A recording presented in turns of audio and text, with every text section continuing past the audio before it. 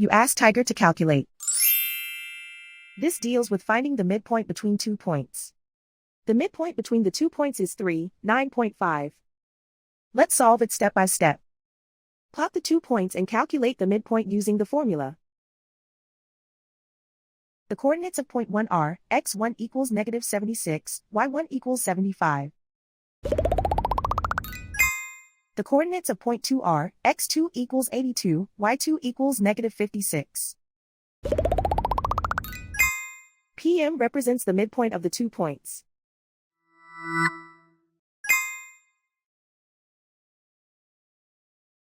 Use the x values in the midpoint formula to find the midpoints x. x1 equals negative 76. x2 equals 82.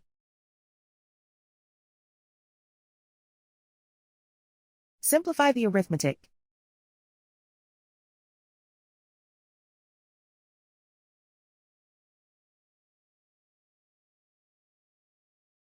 Use the y values in the midpoint formula to find the midpoints y.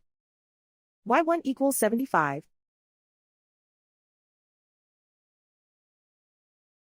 y2 equals negative 56. Simplify the arithmetic.